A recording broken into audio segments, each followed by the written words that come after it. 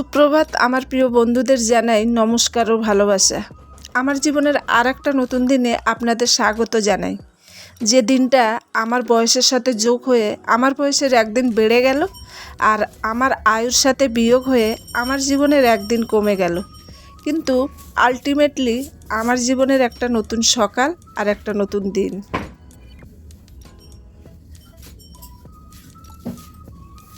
প্রত্যেক দিন সকালে ঘুম থেকে ওঠার পরে প্রথম কাজ থাকে আমার দুয়ারে জল দেওয়া, তারপরে নিজে ফ্রেশ হয়ে নিই, আর তারপরে ঘরে ঝাড়ু দিয়ে পরিষ্কার করে তবেই আমি মর্নিং ওয়ার্কে যাই।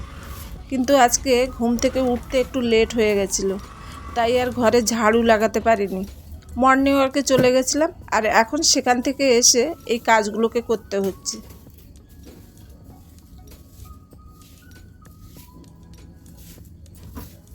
আজ আমার অনেকগুলো কাজ করার আছে, তাই রাতে শোয়ার সময় ভেবেই শুয়েছিলাম যে একদম সকাল সকাল তাড়াতাড়ি উঠে পড়ব আর কাজগুলো একদম সময় মতো শুরু করে দেব।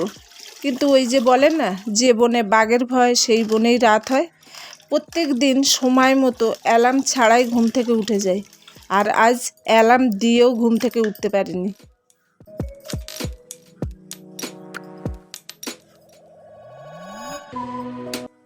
এখনও আমার ঘরের ওয়েদারটা কিন্তু শান্তই আছে, কারণ সবাই ঘুমাচ্ছে। শ্রেয়ার পরীক্ষা শেষ হয়ে গেছে, এই আনন্দে একটু বেলা করে ঘুমাচ্ছে। আর প্রিয়া হোস্টেল থেকে বাড়ি এসেছে, সেই অধিকারে ঘুমাচ্ছে, কারণ বাড়িই একমাত্র জায়গা যেখানে নিশ্চিন্তে ঘুমানো যায়। আর মজুমদারের মর্নিং ডিউটি নেই, তাই সে নিশ্চিন্তে ঘুমাচ্ছে, কিন্তু আমার ডিউটি সকাল 6টার থেকেই শুরু হয়ে গেছে।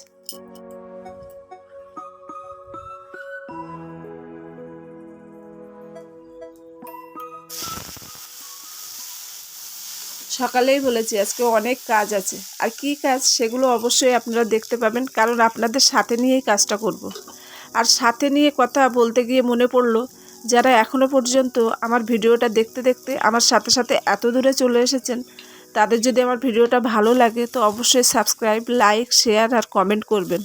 আর যারা অলরেডি আমার চ্যানেলটাকে সাবস্ক্রাইব করেছেন তাদেরকে জানাই অসংখ্য ধন্যবাদ। আর এই আজকের সকালের ব্যস্ততার কারণের জন্য ব্রেকফাস্টে বেশি কিছু তামঝাম করলাম না। ভাবলাম একটু নিরামিষে আলুর চচ্চড়ি করে নেবো, আর তার সাথে একটু রুটি করে নেব।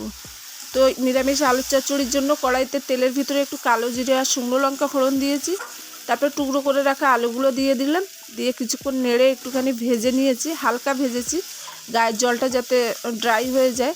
তারপরে আলুর ভিতরে স্বাদ অনুযায়ী লবণ, হাফ টেবিল স্পুন হলুদ দিয়েছি, আর একটা বড় টমেটো টুকরো করে দিয়েছি। দিয়ে ভালো করে সেটাকেও ঢেকে ঢেকে নেড়ে চেড়ে কষিয়ে নিয়েছি, নিয়ে পরিমাণ মতো জল দিয়ে ঢেকে দিলাম।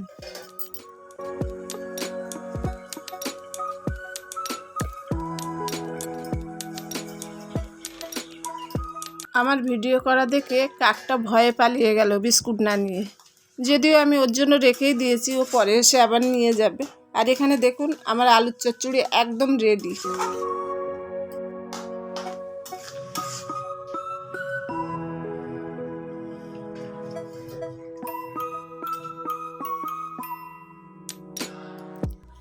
একদিনে 4বার মিল হয়, সকালের ব্রেকফাস্ট, দুপুরের লাঞ্চ, বিকালের ব্রাঞ্চ, রাত্রের ডিনার। আর প্রত্যেকবার মিলের পরে কিন্তু কিচেনটা একদম সাফসুতরা হওয়া চাই, নইলে কিন্তু কিচেনে এসে রান্না করার মজাটাই পাওয়া যায় না। তো এখন সকালে রান্না হয়ে গেছে, আমি তড়িঘড়ি করে কিচেনটাকে পরিষ্কার করে নিচ্ছি। অ্যাকচুয়ালি রুটি করার পরে গ্যাস ওভেনটা খুব নোংরা হয়ে যায়, রুটির আটার যে গুঁড়োগুলো পড়ে, তাই এটা পরিষ্কার না করলে পরবর্তীতে এসে আর রান্না করতে ইচ্ছে হয় না। তো এখন আমি মোটামুটি একটু হালকা করে পরিষ্কার করে নিচ্ছি।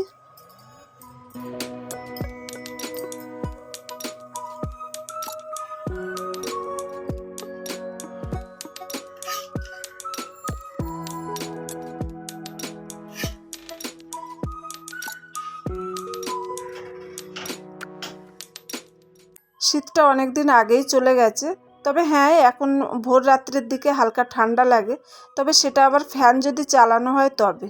তো এখন তো আর এই ভারী মোটা কম্বলের কোনো কাজ নেই, তার সাথে সোয়েটার, মাফলার এগুলোরও কোনো কাজ নেই।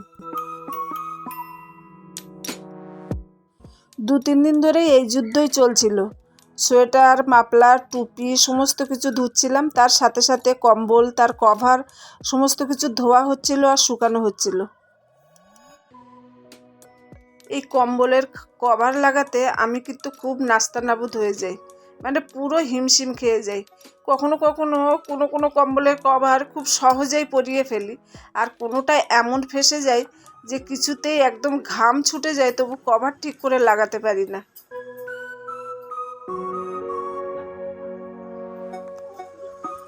ধোয়া শুকানোর কাজ তো দুদিন আগেই হয়ে গেছে, কিন্তু জিনিসগুলো জায়গা মতো আর রাখতে পারছিলাম না। এই আজ করি কাল করি এই টালবাহানায় সময়টা কেটে যাচ্ছে। শীত যখন আসে তখন সে একা আসে না, সাথে করে প্রচুর কাজ নিয়ে আসে। যখন কার্তিক মাসের মাঝামাঝিতে হালকা ঠান্ডা পড়ে তখন সেই প্যাকপাটরা অর্গানাইজার খুঁজে খুঁজে কোথায় পাতলা জিনিস আছে সেগুলো বার করতে হয়। আবার যখন মাঝামাঝি ঠান্ডা পড়ে তখন আবার খোঁজ পড়ে মাঝামাঝি কম্বলের। আবার যখন ভারী ঠান্ডা পড়ে তখন আবার খুঁজে বার করতে হয় কোথায় ভারী কম্বল লেপ আছে সেগুলো। কাজ এখানেই শেষ হয়ে গেল, এটা কিন্তু ভুল করেও ভাববেন না। শীতের সময় যেহেতু এক্সট্রা এক গাদা কাপড় কম্বল সব বেরিয়ে পড়ে, তাই সেইগুলো আবার কোথায় রাখবে, তার জায়গা কেমন করে ম্যানেজ করবেন, সেটাও একটা মস্ত বড় হেডেক। আর ঘরে যদি বাচ্চা থাকে তাহলে তো সোনায় সোহাগা, সারাদিন শীতের জিনিস পড়ছে, এখানে ওখানে ফেলছে, আর সেগুলো সামলাতে সামলাতে পুরো শীতটাই কেটে গেল। এই অর্গানাইজারগুলো আমার কিন্তু খুব কাজের জিনিস লেগেছে, কারণ এগুলোর ভিতরে আমি আমার ইচ্ছা মতো করে জিনিসগুলোকে গুছিয়ে রাখতে পারি। কোথাও ছড়িয়ে ছিটিয়ে থাকে না, একটা একটা প্যাকেটের মধ্যে পুরো বন্দি হয়ে যায়, আর খুব ভালোভাবে অর্গানাইজ করা যায়। কম্বল কাঁথা যখন আপনি প্যাকেট থেকে বার করবেন তখন কিন্তু সে সহজে বেরিয়ে যায়, কিন্তু আপনি যখন রাখতে যাবেন তখন সে যেন আকারে আয়তনে ফুলে ফেপে বড় হয়ে যায়, কিছুতেই সেই জায়গায় আর ফিট হয় না। আর শীত যাওয়ার সময় যে শান্তিতে যাবে সেটাও কিন্তু নাই, সেও আবার যাওয়ার সময় আরও অনেক কাজ ফেলে চলে যায়। এত জামা কাপড় যা 1 মাস 2 মাস ধরে বার করা হয়, তাই 1-2 দিনের মধ্যে সেগুলো ধুয়ে শুকিয়ে আবার জায়গায় অ্যারেঞ্জ করতে হয়। তাহলে এটাই বোঝা গেল, শীত শুধু নতুন নতুন সবজি, পিকনিক, হই হুল্লোড়, মজা, শীতের আমেজ নিয়েই আসে না, আমাদের মতো মানুষদের জন্য অনেক কাজ নিয়েও আসে, আর যাওয়ার সময় অনেক কাজ দিয়েও যায়।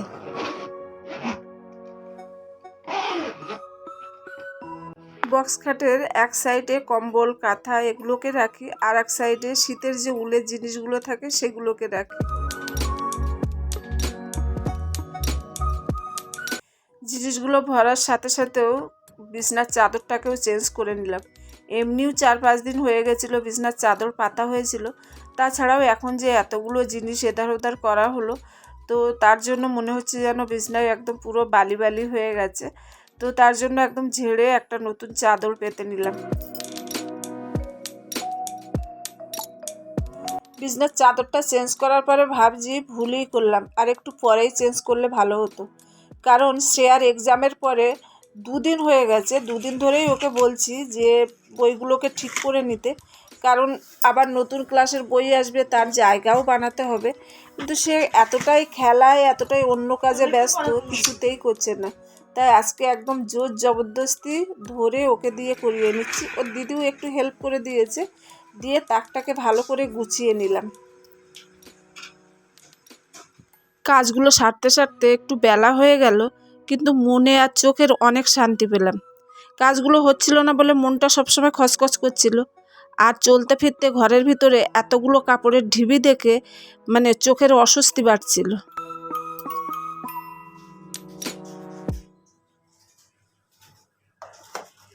কিন্তু একটা কাজ মিস্টেক করেছি, এই কাজগুলোতে হাত দেওয়ার আগে যদি ফ্রিজ থেকে মাছগুলো বার করে দিতাম তাহলে এতক্ষণে বরফটা গলে যেত, কিন্তু যেটা করা হয়নি সেটাকে নিয়ে আর আফসোস করে লাভ নেই।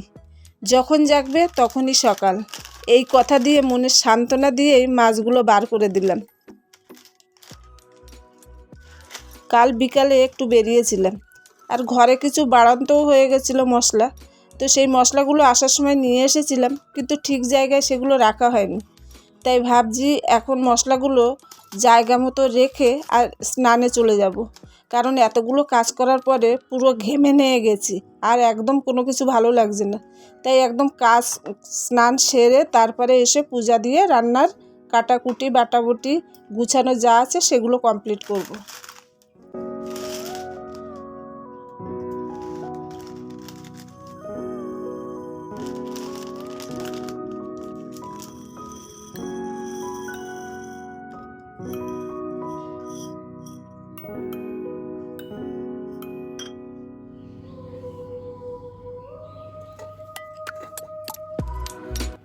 এখন সময় হয়েছে 11:10।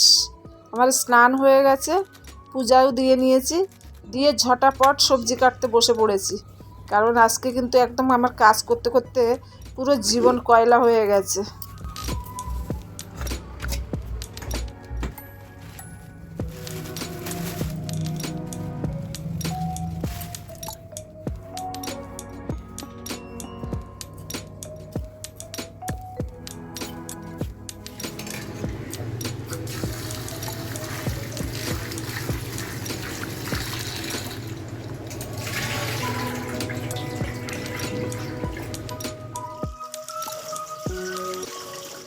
আজকে যেগুলো রান্না হবে সেগুলো একদম কেটে ধুয়ে সুন্দর করে গুছিয়ে নিয়েছি। আর যতক্ষণে এই কাজগুলো আমি করেছি ততক্ষণে এদিকে মাছের বরফটা ভালোভাবে ছেড়ে গেছে। এখন আমি চিংড়ি মাছ আর ইলিশ মাছের মাথাটায় লবণ হলুদ মাখিয়ে রেখে রান্না শুরু করব।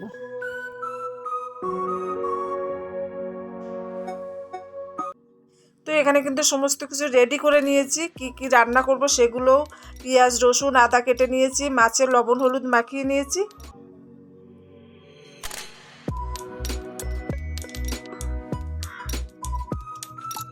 চার পাঁচটা রসুন থেতো করে নিয়েছি, আর কড়াই বসিয়ে দিয়েছি। কড়াইয়ের তেলটা গরম হলে একটু পাঁচফোড়ন দিয়ে দিয়েছি, আর তার সাথে সাথে দুটো লঙ্কা কেটে দিয়েছি, শুকনো গোটা লঙ্কা দুটুকরো করে দিয়ে দিয়েছি। এবার যে রসুনটা থেতো করেছিলাম সেটাও দিয়ে দেব, দিয়ে কিছুক্ষণ এটাকে নেড়ে চেড়ে ভালো করে ভেজে নেব। বেশ রসুন ভাজার সুগন্ধ বেরোলে এর ভিতরে লম্বা করে কেটে রাখা কচুগুলোকে দিয়ে দেবো। কচুটাও নেড়ে চেড়ে ওর গায়ের জলটাকে একদম ড্রাই হয়ে আসলে তারপরে চিংড়ি মাছগুলো দিয়ে দেবো এর ভিতরে।